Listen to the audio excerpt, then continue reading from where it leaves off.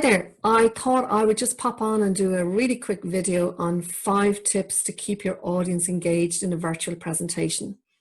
Having just run another half-day program, it's the same thing that comes up over and over again.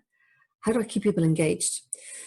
First thing, you need to act a bit more engaged yourself. I don't know if you've seen people who are delivering virtual presentations and look like they're bored out of their brains. So if you act a bit more engaged yourself, by that actual feeling, it's going to make you look and sound more engaged, which is probably going to engage them a little bit more. Secondly, use people's names. Now, this is one of the big advantages to Zoom, Teams, or whatever you're using. Usually you can see their names, so you don't even need to try and remember them. What I generally do in a training program is if I'm covering a particular point, I will refer to a particular person by name and say, Julie, this might be something that might be particularly relevant to your industry.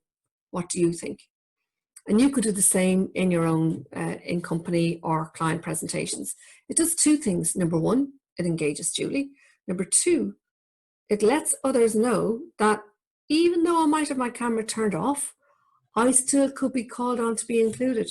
So if I've gone off to walk the dog, do a sneaky check of the emails, make a cup of coffee, have a little snooze, there's a chance I might be called on.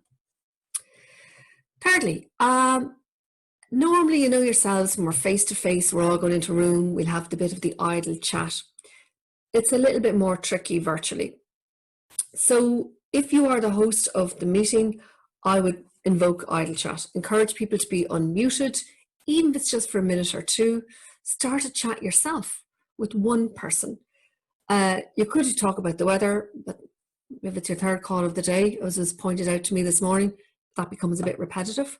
You could talk about a person's background. Ooh, what are the books? What's your favorite book? You might spot a musical instrument. Today we had a piano in the background. I know at other times I've seen a guitar. Just ask them, do you play the guitar? Ask them about what their plans are for the weekend.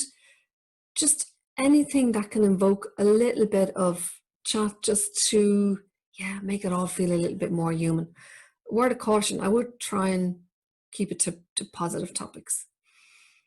4th thing you can do is use the word you.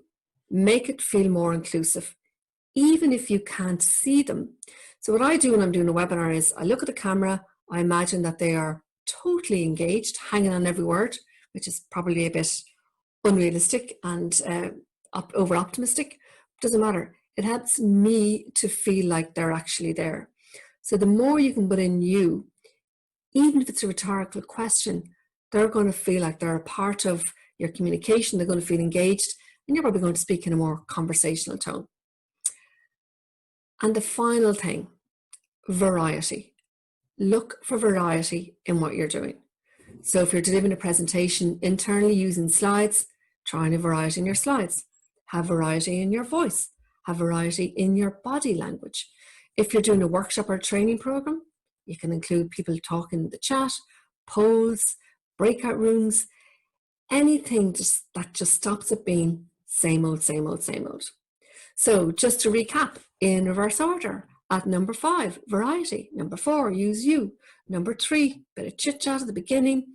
Number 2, use names. And number 1, just act a bit more engaged yourself. When you do all that, your virtual presentations just might be a bit more engaging.